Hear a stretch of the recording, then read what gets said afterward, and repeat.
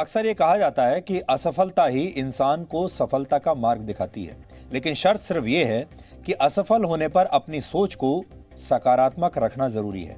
हमारा अगला विश्लेषण इसी विचार पर आधारित है। आज भारत के चंद्रयान-2 को लॉन्च हुए पूरा 1 साल हो गया है।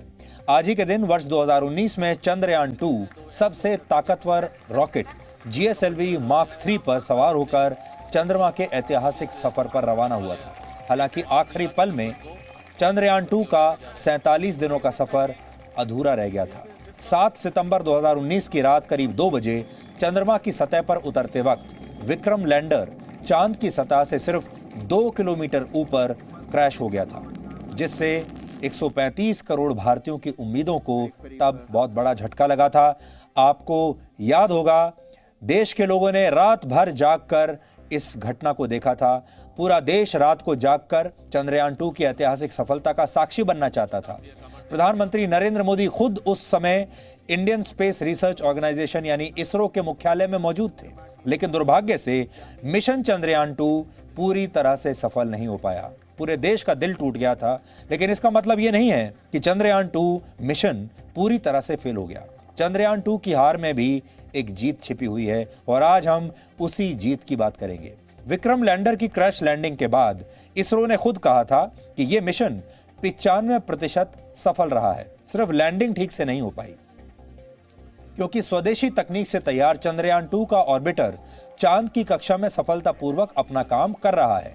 भारत ने चंद्रयान-1 के जरिए ऑर्बिटर को पहले भी चांद तक पहुंचाया था, लेकिन इस बार का ऑर्बिटर ज्यादा आधुनिक है, जिसमें लगे 8 पेलोड्स सही प्रकार से काम कर रहे हैं और चंद्रमा की सतह की हाई रेजोल्यूशन तस्वीरें और डेटा लगातार भेज रहे हैं। इनमें से कुछ तस्वीरें आज हम आपको दिखाना चाहते हैं जो चंद्रयान-2 ने भेजी हैं। ऑर्बिटर के हाई रेजोल्यूशन कैमरे से ली गई इन तस्वीरों में चंद्रमा की सतह पर बड़े और छोटे गड्ढे आपको नजर आ रहे हैं। ये तस्वीरें चंद्रमा की सतह से करीब 100 किलोमीटर ऊपर से ली गई हैं। इसरो ने पिछले वर्ष नवंबर में चंद्रमा की सतह पर लिंडबर्ग क्रेटर की 3D व्यू वाली एक तस्वीर भी जारी की थी। ये तस्वीर ऑर्बिटर में लगे टेरेन मैपिंग कैमरा से ली गई थी।